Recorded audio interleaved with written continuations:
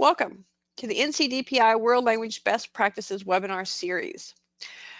These broadcasts are part of our World Language webinar series and include information relevant to best practices in all world language programs, details for specific programs, which today is dual and heritage language programs, and updated materials like our administrator guides for world languages that can be shared with world language teachers, school counselors, principals, and other administrators or stakeholders.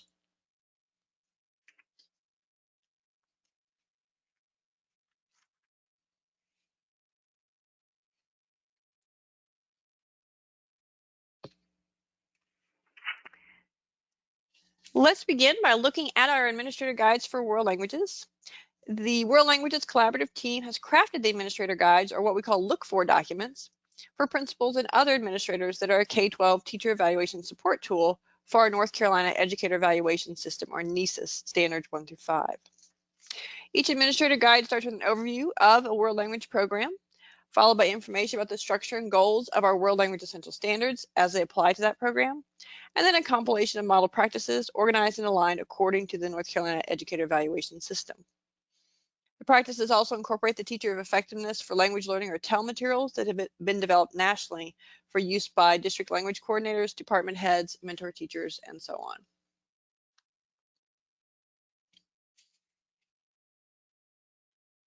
Today's agenda is coming up on the screen, as you can see. I am your presenter, Anne-Marie Gunter. I'm your World Languages Consultant at North Carolina Department of Public Instruction. Today, like I said, we're going to focus on the Administrator Guide for Dual and Heritage Language Programs. We'll particularly be emphasizing the characteristics of dual and heritage programs for all educators. We'll be looking at in the dual and heritage classroom section, as well as exit proficiency expectations for principals, and then looking at appropriate expectations and the description of dual and heritage language programs for school counselors. The emphasis that we have for today for educators, principals, and school counselors was determined in the first overview webinar in this series last fall. That's when we asked which of these sections need to be most emphasized for educators with different roles in our schools. After that, we'll talk about creating a professional development, or PD, activity and choosing a classroom video to use with our standards, our NESA standards administrator feedback tool that are part of the administrator guides. And then we'll finish with some reminders and resources for today.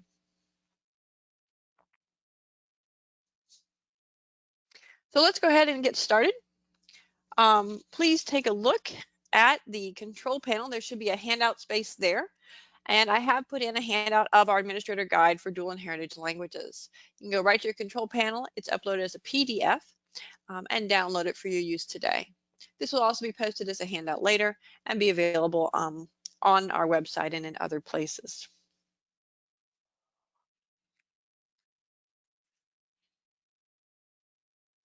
All right, please let's show a quick show of hands if you've been able to locate where the handouts are and access the Administrator Guide for Dual and Heritage Language Programs. Just raise your e-hand on your control panel so I can make sure everyone is getting access to that. Very good. Okay, thank you. So as we get started, I want to make sure I know who's here with us today and what your current role is. So once again, we'll have a poll question. What is your current role with K-12 dual and heritage language programs? And again, you can check all that apply. Are you a teacher? Are you a school counselor? Are you a principal or teacher supervisor of some kind? Are you a curriculum coordinator, a coach for a district or school? Or are you a stakeholder, maybe a colleague to one of these folks? Maybe you're in higher education, maybe you're a parent, maybe you're a board member, something like that. And again, you can check all that apply. Just click on the screen for the one that you want.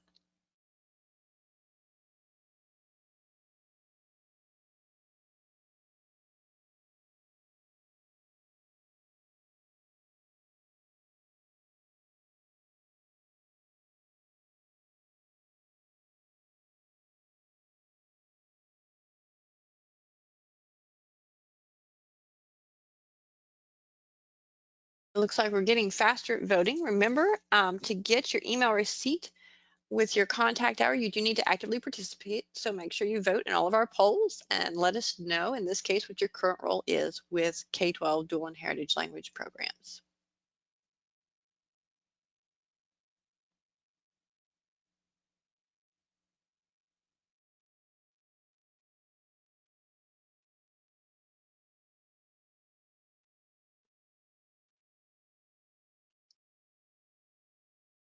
All right, thank you for voting.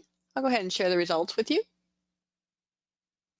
It looks like over 80% are teachers with dual and heritage programs. 14% are stakeholders of some other kind as well. And about 11% are principals or teacher supervisors. We do have a curriculum coordinator coach, but no school counselors this afternoon, and that's okay. Remember, you can share all of this information with any of your colleagues that you would like to have it.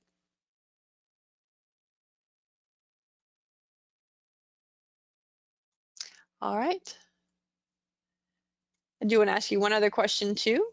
Which dual and heritage language programs are you currently involved with where this information could be used? And so this kind of outlines for us what we're going to be looking at this afternoon. Are you involved with the K-5 or K-8 dual language immersion or DLI program for alphabetic languages like French and German and Spanish? Are you involved with the K-5 or K-8 DLI program for logographic languages like Chinese or Japanese? Are you involved with secondary continuing immersion programs of any languages? Or are you involved with high school heritage language level courses, 1 and 2 in alphabetic languages, or heritage levels 1 and 2 in logographic languages? So once again, I will go ahead and roll these out so that you can use the poll and let me know which of these you're involved with right now. And this could be involvement in any way: teacher, supervisor, stakeholder, whatever you choose.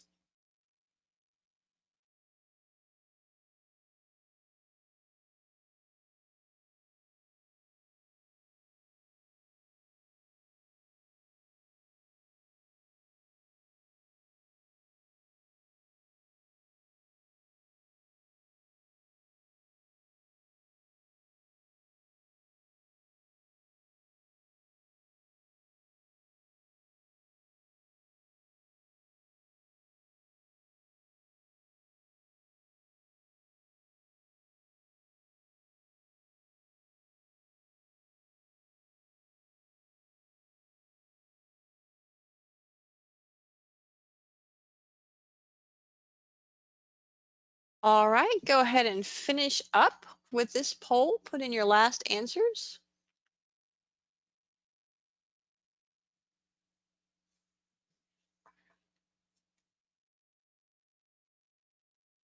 All right, thank you for responding. I'm going to go ahead and close our poll and then share the results.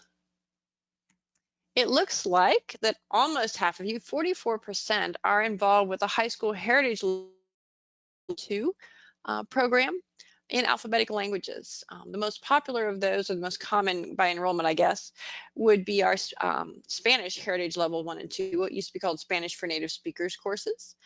After that, it looks like a quarter of you, 25%, are involved with DLI programs with alphabetic languages, 17% with secondary continuing immersion programs, all languages, over 10% who are involved with the DLI program with logographic languages like Chinese or Japanese, and 8% who are also involved with high school heritage level classes in logographic languages like Chinese or Japanese.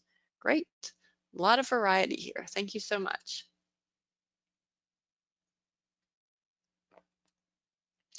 So let's break this down in the order we talked about. So first we're going to look at, on our administrator guide, our dual and heritage language programs and the specific characteristics. I will tell you that the administrator guides are very similar to each other across our different programs, the 3 programs. But one of the things that really makes our dual and heritage language programs administrator guide unique is that it does have characteristics of each program.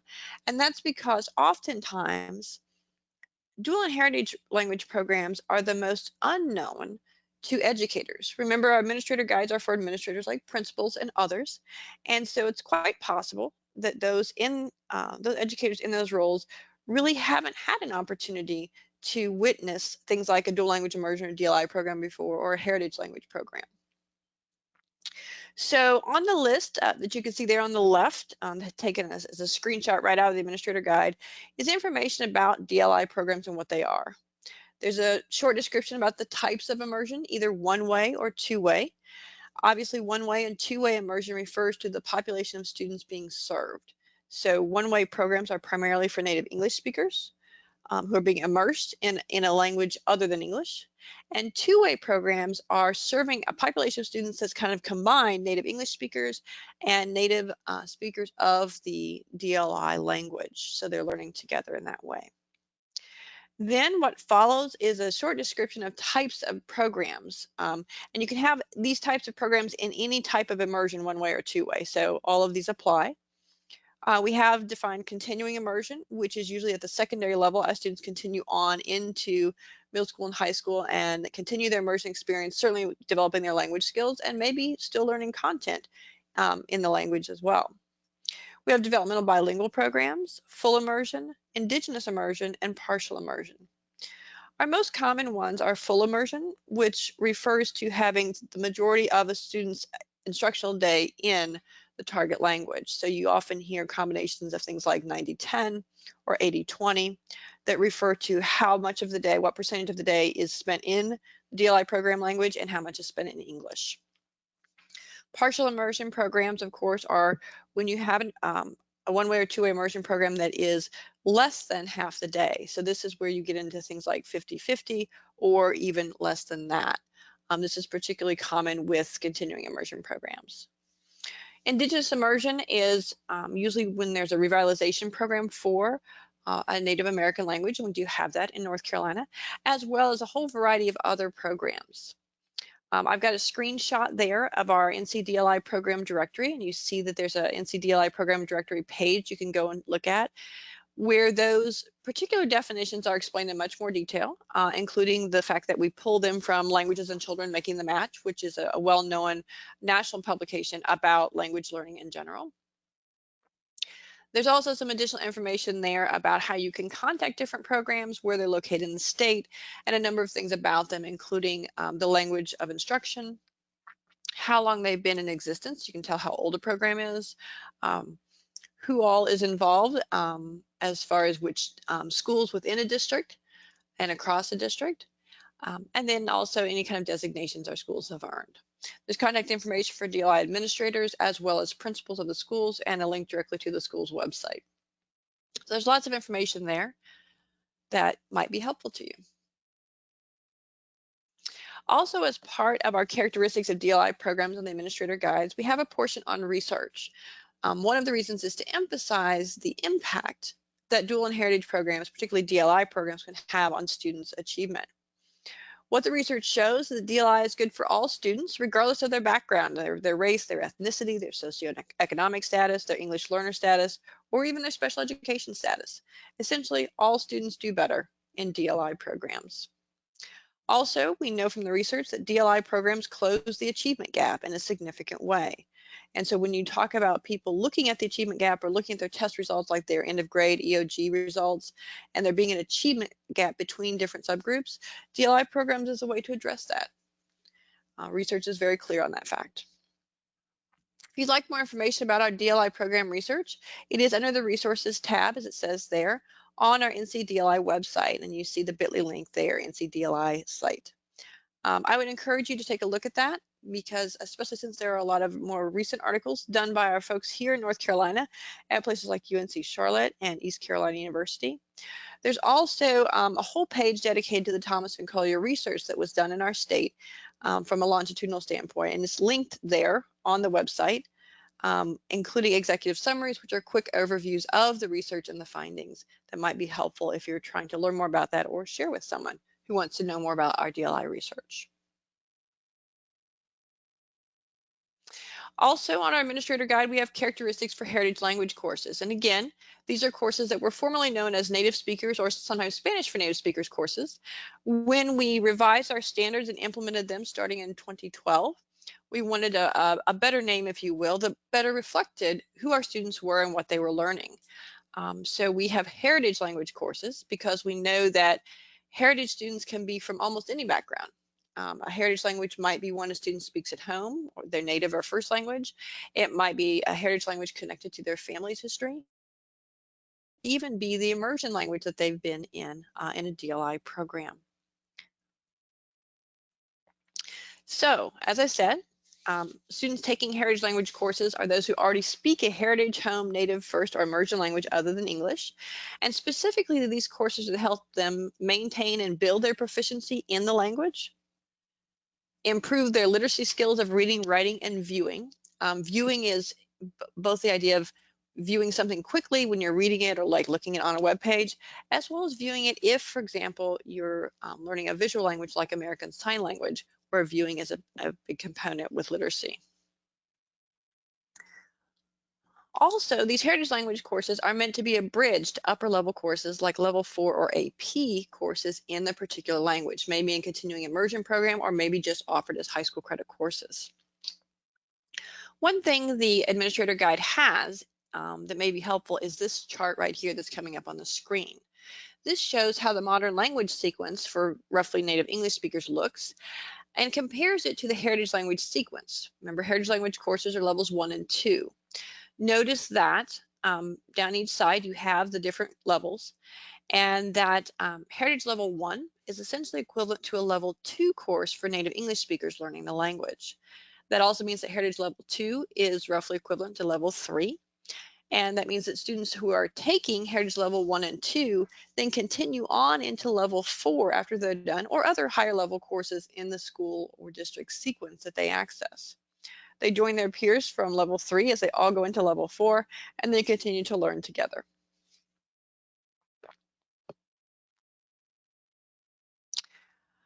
Also, another thing that we were told we need to emphasize on our administrator guides for dual and heritage language programs is the in the classroom section.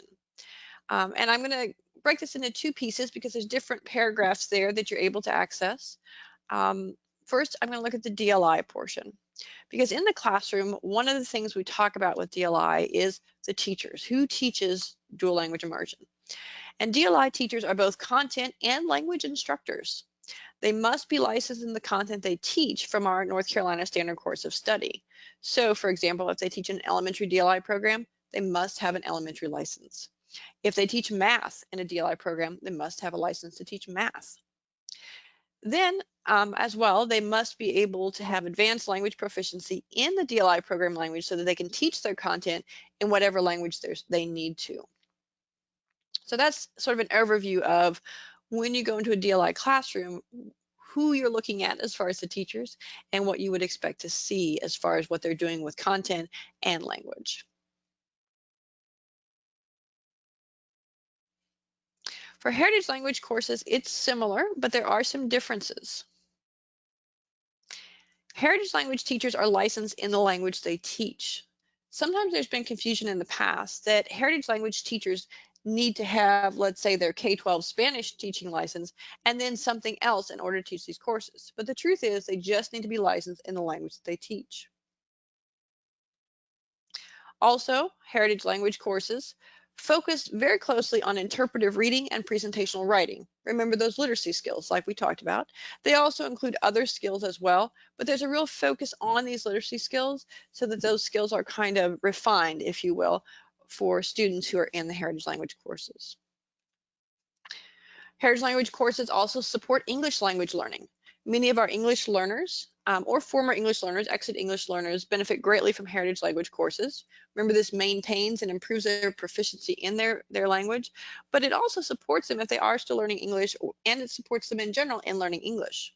We know, of course, that learning a second language always helps your first language, whatever it is, and vice versa. So this is a good thing for everyone. Heritage language courses can also be offered in the middle school for high school credit, just like any of the other high school credit courses or level courses, we often call them in modern languages. They can be offered as early as 6th grade to students.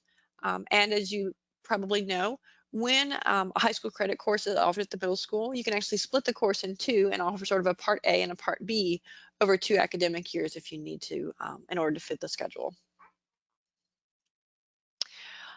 Finally, heritage language courses can also be used as a DLI language arts class in the secondary continuing immersion programs. And this is where we're starting to see a lot of pickup in some of our enrollment, particularly in German heritage language courses, French heritage language courses, and so on. These are actually the courses that schools or DLI programs are choosing to offer at the middle school. so that students are going into, let's say, Heritage Level 1 and Heritage Level 2 as middle school students, earning some high school credit, but also making sure they're really focusing in on those literacy skills so that when they reach the high school, where they can be placed, let's say, in a Level 4 class, they're ready to go and be with their peers who are native English speakers and not in a DLI class before. So that's kind of what we have for in the classroom for our heritage language courses. In addition, there was a request in the fall to make sure we look closely at our exit proficiency expectations. Of course, you know that all of our programs in our K-12 World Language Essential Standards have exit proficiency expectations. All of the exit proficiency expectations are designed to be challenging yet reasonable. We want to make sure that there's something that students can achieve, but also that it challenges them to build their proficiency as they grow. The proficiency expectations are adjusted for instructional time that students have with formal instruction in the classroom. They're also adjusted for the developmental levels of the students. So what an elementary student can do versus a middle school student versus a high school. From a practical standpoint of brain development, as also things like scheduling and so forth that they have for language courses and all the other courses that they're taking in school. The outcomes are also adjusted for previous language and literacy proficiency. And so that's where this comes in a lot with our particular heritage language courses, which are the proficiency expectation charts you see here on the screen. Notice that students come into those courses, particularly with their oral skills at a very different level than they might with their literacy skills. And that's to accommodate all those different backgrounds that you might see in heritage language courses as students work on their proficiency or on their literacy. Also keep in mind that our exit proficiency expectations charts have outcomes for all 4 of our standards. You see that 3 of them pictured here, with interpersonal being standard number 1, that's kind of the one in the middle. Interpretive communication, both listening and reading as standard number 2, and then presentational communication, standard number 3 with speaking and writing. However, there are proficiency outcomes for standard number 4, which is culture. Those are in the unpacking documents. Finally, our proficiency expectations are also based on research from second language acquisition over time, as well as specifically K-12 student outcomes and what the research says about that. Because again, a student learner is a little bit different from an adult learner. And sometimes the research we have about second language acquisition is more focused on adult learners, let's say at the college level, or even in our military and government, who are like at Defense Language Institute. So we were very careful in looking at the research that was available for K-12 students when we set these proficiency outcomes in the standards. They're also based on looking at an articulation across a sequence and into post-secondary study or work. So the highest level of proficiency outcome you'll find in our standards is advanced mid, and that is something a student could reach if in fact they start in kindergarten and continue to study that language and build their proficiency throughout their academic career. But we know we also have multiple entry points, and so those things have been addressed in our proficiency outcomes. As I said, these exit proficiency expectation charts in the administrator guides are the ones specifically for our heritage language courses. We had to think about space very carefully when we're putting those guides together. And so you see those close up now. Notice we have them for alphabetic languages and logographic languages. Again, alphabetic are those that use an alphabet like French or German or Arabic or Russian. And logographic languages are languages that use a symbol for meaning. And those are languages like Chinese or Japanese. In addition, on the administrator guides, we talk about appropriate expectations for DLI programs too, even though we don't have their proficiency outcome charts posted in the guide.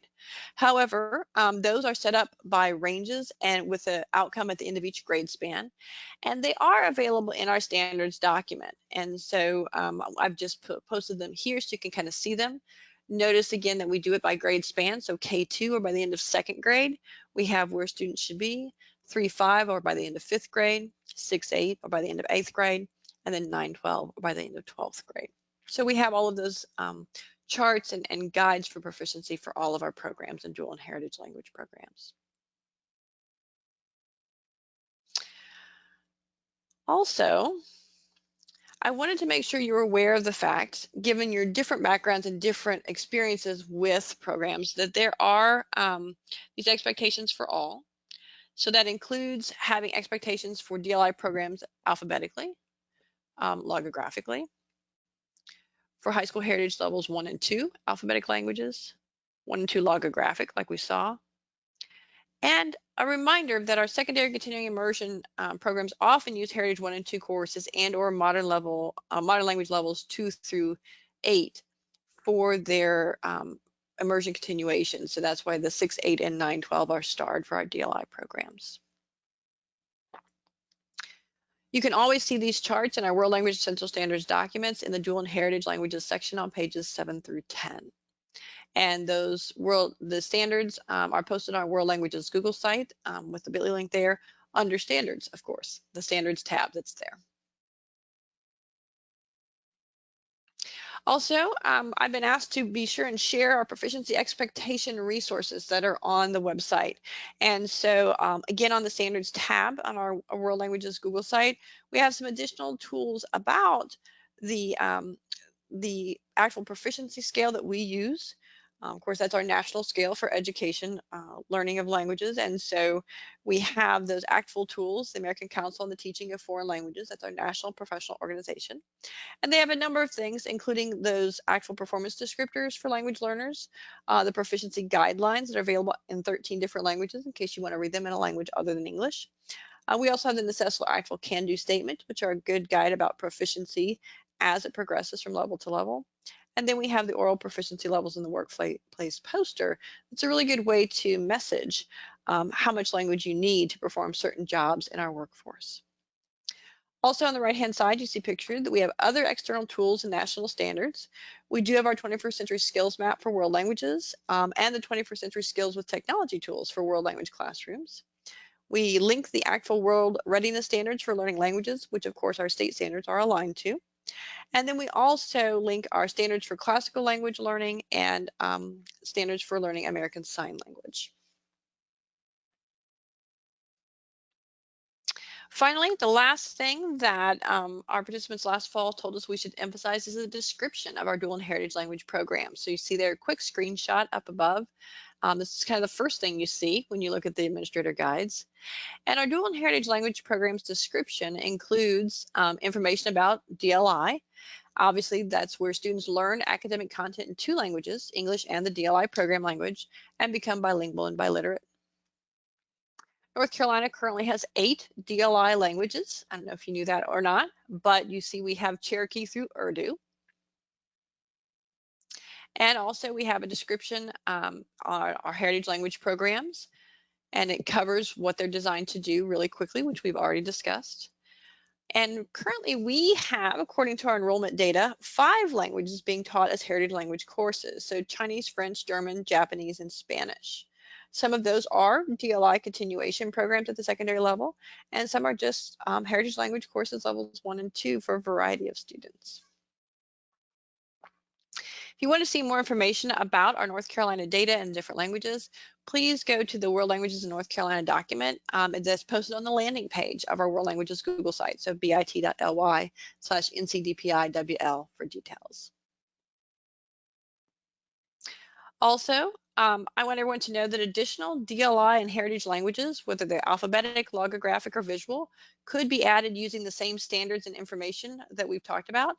And we also have available course codes for all of the languages that might be offered as DLI or as heritage language courses. So those are already in place. All right, so now that we've had that quick overview, I want to ask you, which emphasized section of the administrator guide for dual and heritage language programs are you going to use or share first? I want to urge you to be cautious here because you just get to pick one this time instead of all.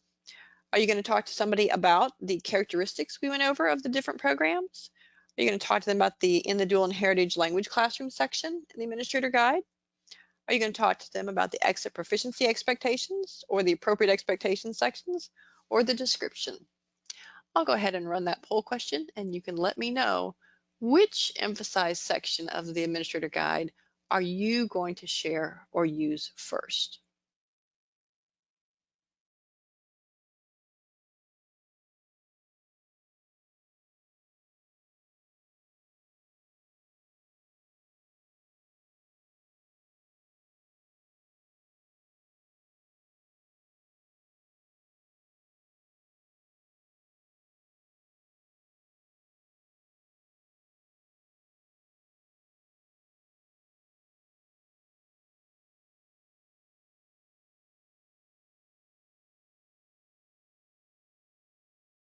Let's go ahead and finish up our voting on the poll. Get your answers in, make your decisions. Remember, when you participate in polls, it's helping you earn your email receipt and certificate for actively participating in today's broadcast.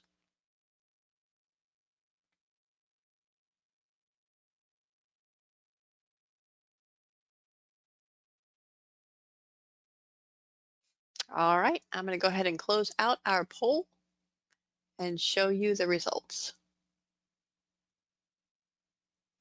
Well, it looks like there's something for everybody as far as what they're going to use or share first.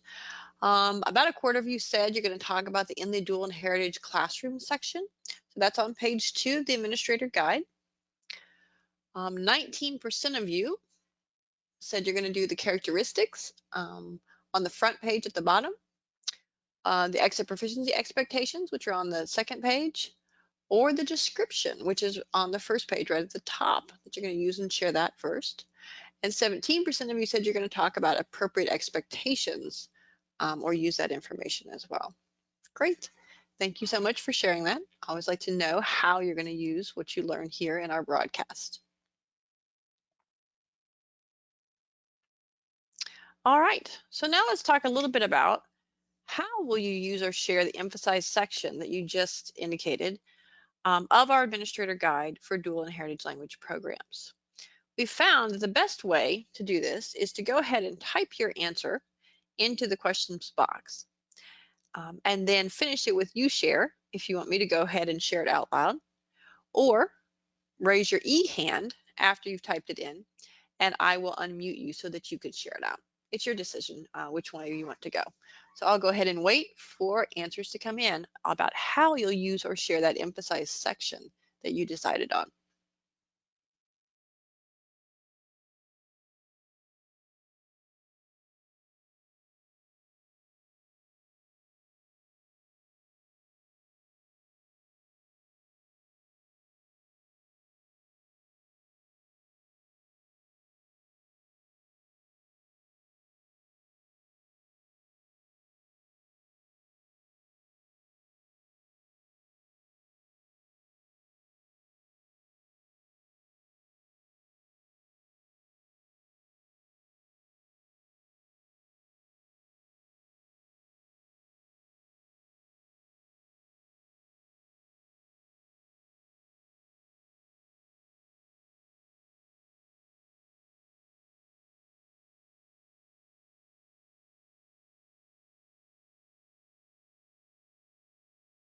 All right, we have answers rolling in.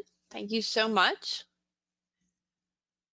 Katrina says she'll share the administrator guide section with her PLC, her professional learning community, and her guidance department so that they're more informed as well. Sarah said that she would, give me just a second, we are scrolling a lot here. Sarah said she would evaluate the expectations and goals for her program using the information in the administrator guide. So a little evaluation or monitoring what you're doing. Amy also said she wants to share this in her next PLC meeting. Haley said she would use that section of the administrator guide to inform other teachers in her school who might be from other subject areas. Genevieve said she would use the information to talk about arts in the target language or language arts in the target language. Justine said she would keep that section in mind for her own children and then share it with colleagues when it comes up in conversation.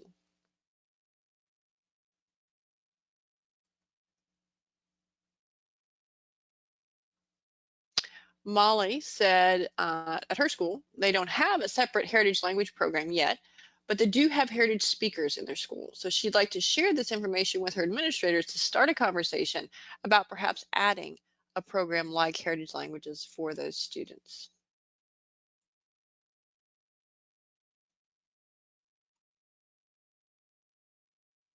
All right.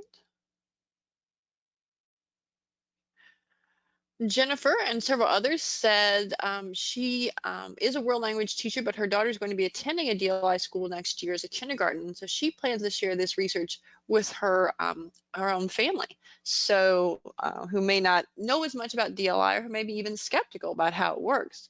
So she's going to share it with them. Ellen said she's going to share this with her online teachers so they're aware of the programs that students might be coming to them from for their online courses. Cynthia noted that she would share the double feature of literacy and language development from the administrator guide. And Jose said he would also share with administrators, counselors, and other teachers as well, because he wants them to be well informed.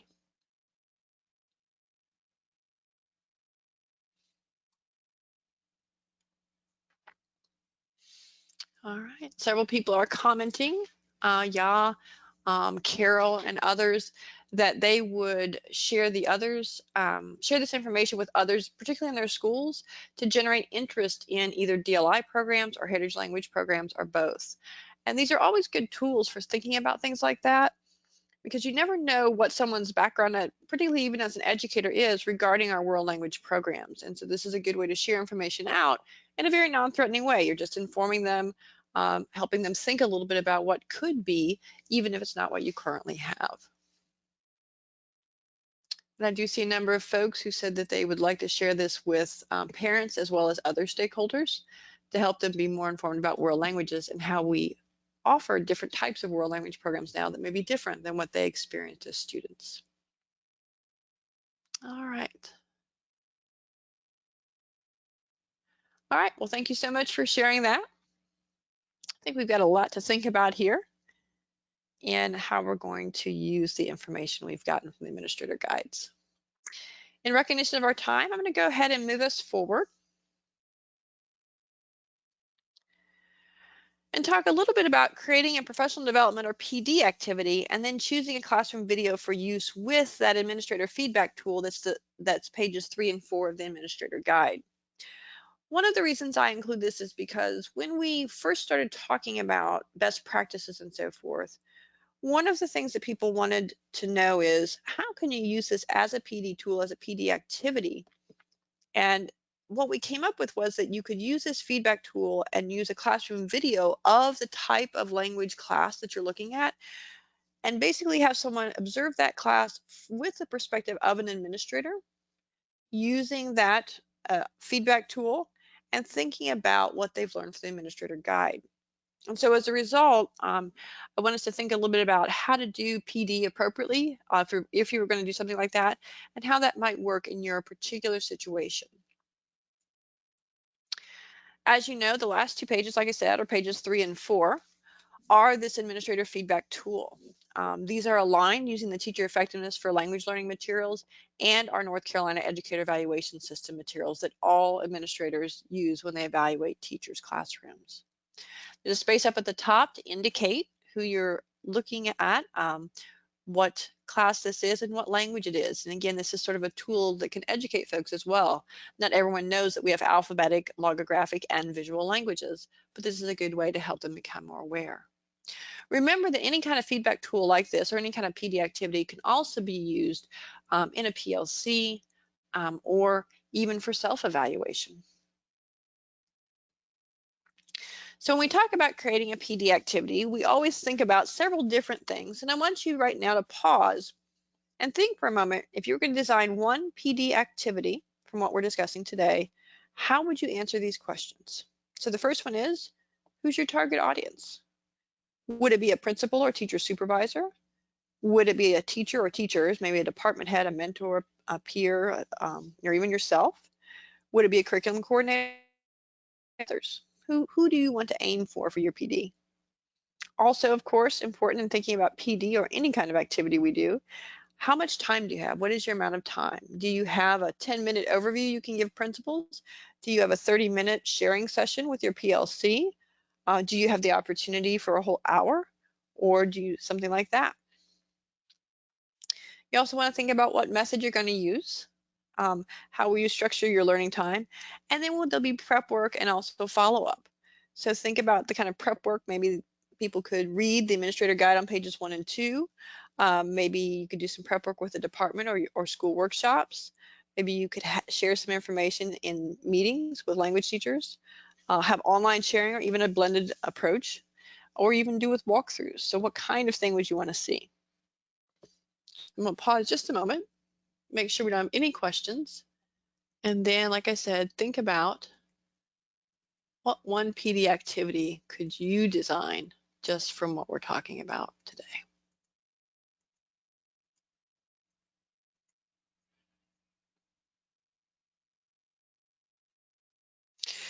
Now, when we use classroom videos, which is a lot of people like to do with this, because again, it gives you an opportunity to see a teacher in action in a language classroom, we have to think about where we get those videos from.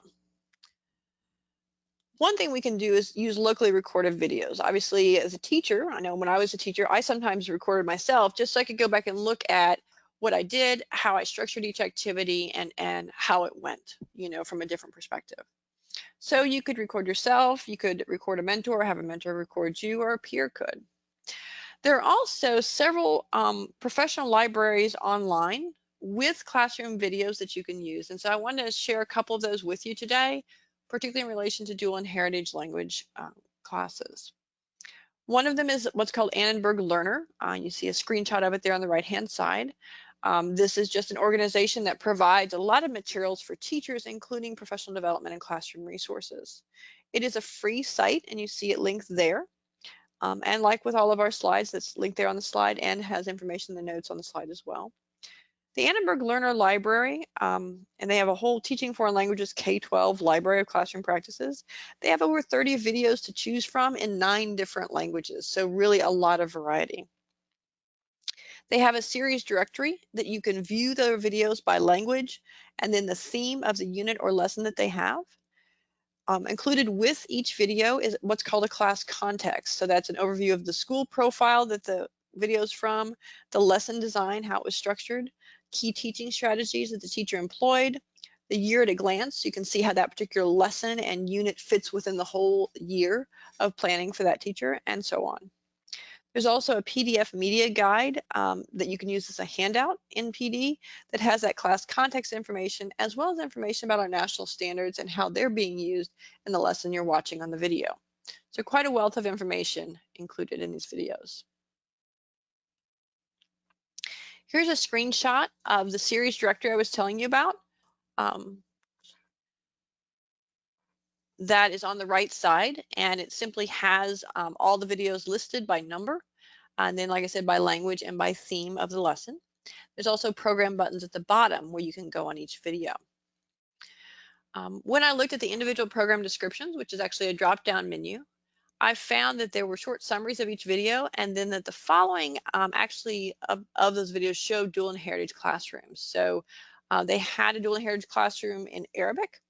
It was number 4 on the video list with the theme People Who Help Us. They had one in French, it was number 12, and it was about chickenpox. The book, there's a children's book about chickenpox, and so that was the theme of the lesson based around that literacy focus. And then there was one in Spanish about hearing authentic voices. So I'm going to click out really quick just to show you this library of resources. I think it's important to know what's out there and for you to explore that and think about what you might want to use. All right, so the Teaching Foreign Languages K-12 Library of Classroom Practice, like I said, on the right-hand side is where you'll find all the videos. And so you can see what I was talking about with the different ones. They're all numbered and so forth. You do see also a note at the top that keeps jumping down on this. The Annenberg Learner website, particularly when I was using the last time we did a best practices webinar, has been upgraded. And so this is a streamlined interface. So if you're using the links from the last webinar, they have been updated. And so I'm showing you the latest information that they have posted. So like I said, on the right-hand side is a series directory that you can see all their videos by language and theme. And then at the bottom of this page is where they have their different programs, and you can click on them. You can see that they have a screenshot from the video for you to look at.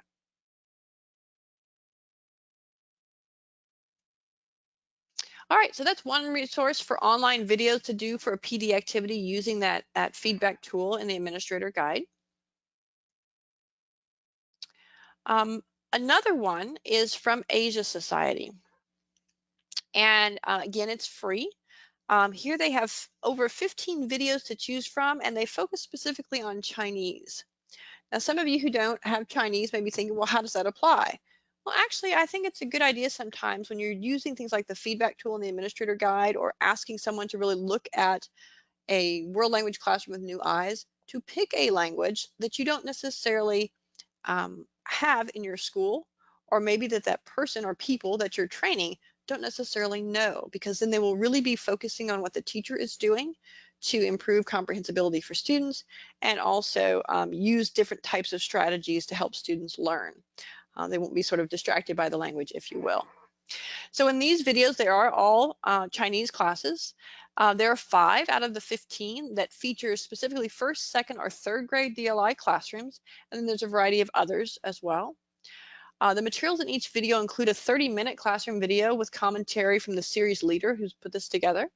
There's a lesson plan with learning objectives for each one. And then there's an interview with the featured teacher and one or more of their school administrators. So that's kind of interesting as well, particularly when we think about doing a PD activity where an administrator is learning about being a world language classroom. They can actually hear from another administrator as part of these videos.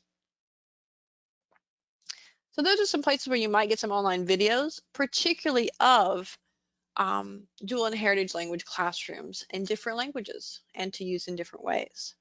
So I'm going to pause again and ask you to think about, okay, you've been focusing on this one activity or classroom video that would go with it that you'd use in PD for the feedback tool. Go ahead and describe that. Who's your target audience? Which classroom video would you choose and why? How would that be a good way for administrators or whoever your audience is to learn about dual and heritage languages? I'll wait to see responses start popping in the questions box.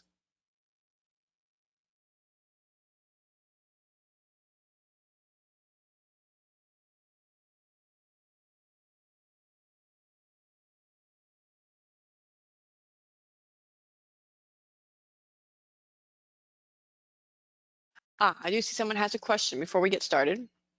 They said, what is the name or the link to those videos? So I'll just scroll back and remember, you'll be able to get these materials afterwards as well. So you can get this link and it's on here as well as in the notes of the slide.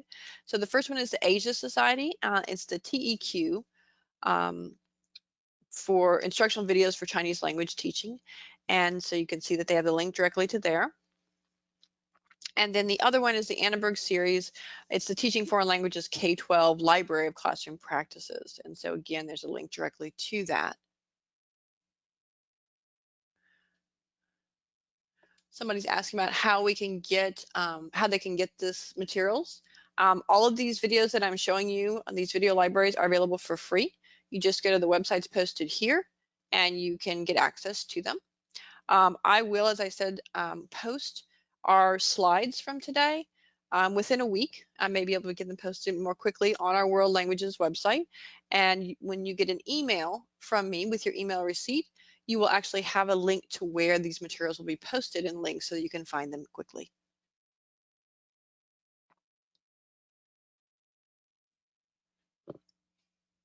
All right. I think we've answered all the questions.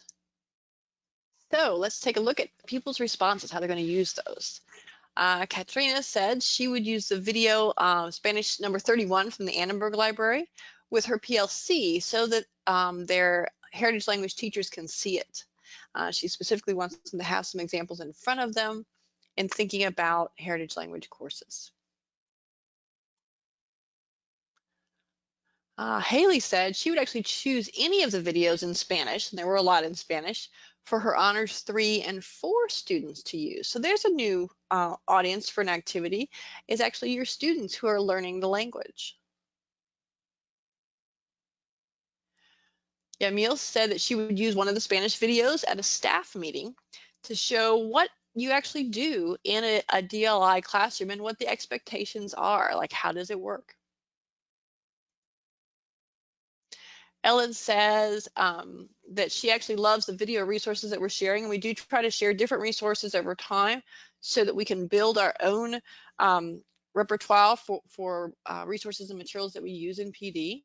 And she said that she's actually having a back channel chat with one of her teachers about how they can use those with their teacher teams. Great. Molly said she would just use the K-12 library for Spanish, so she's just looking at all those Spanish videos that are available there. Amy said she thinks the learner.org website, the Annenberg Learner website, might be the way to go in her building. It'd be good to bring the program to the attention of our guidance and administration departments in the hopes that they would develop a heritage language program and better understand what that could offer. Molly said she'd share those videos and the administrator feedback tool for one-on-one discussion with administrators or department meetings to get ideas for potential programs. Jose and Justine and several others said that they just like the idea of having all these classroom videos that they can rely on as teachers to share or even to use for their own learning. Several people also said that they like the idea of using these with students and different audiences, maybe that not everybody had thought of before. Sandra said she would actually use some of these videos with her novice students to empower them to participate in class.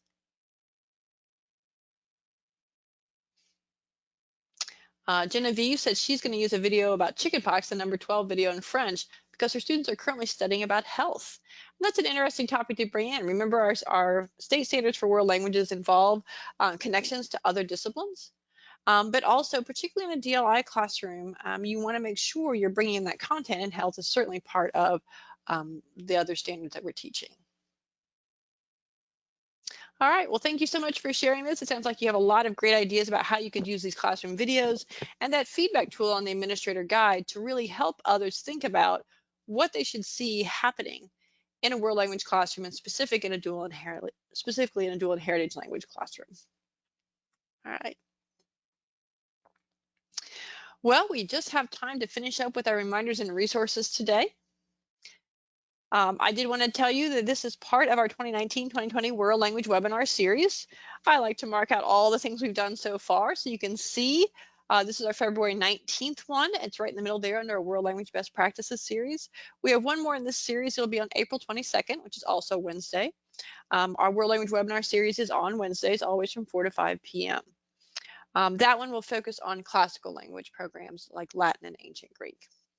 Also, on the left-hand side, we have our last DPI World Language Quarterly Update webinar on March 18th, so that's coming soon as well. Don't forget the FLANK Spring Conference. FLANK is the Foreign Language Association of North Carolina. It is our K-20 professional organization here in our state. That FLANK Spring Conference is coming up in March. It'll be on Saturday, March 7th.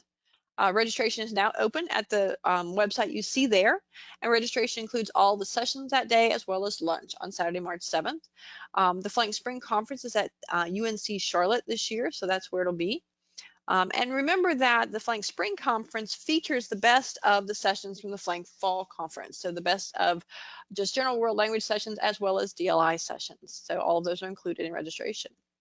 Also, don't forget that there are some optional DLI school site visits as part of the FLANK Spring Conference on Friday, March 6th, the day before, that you can sign up for. So if you wanted to see a DLI program in action, you could easily do that on March 6th. Also, don't forget, we have a number of world language listservs. You can subscribe to our DPI listservs for world languages. We have 4 of them. We have one specifically for DLI educators, one for Linguafolio, one for world language instructors K-20, and one for world language education news, which is just more general kinds of things. There are also others like charter schools, global education, legislative updates, teachers of English learners, all kinds of listservs.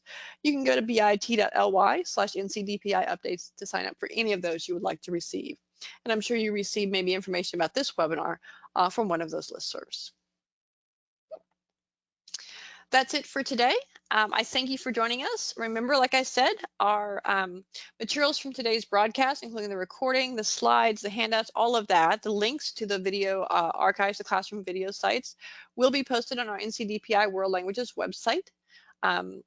It has a bit.ly link, bit.ly/NCDPIWL.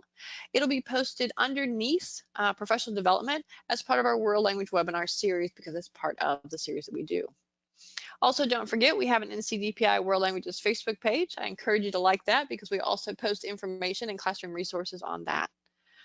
As I said at the beginning, I am your World Languages Consultant at DPI. My name is Anne-Marie Gunter, and you see my phone number and email contact there.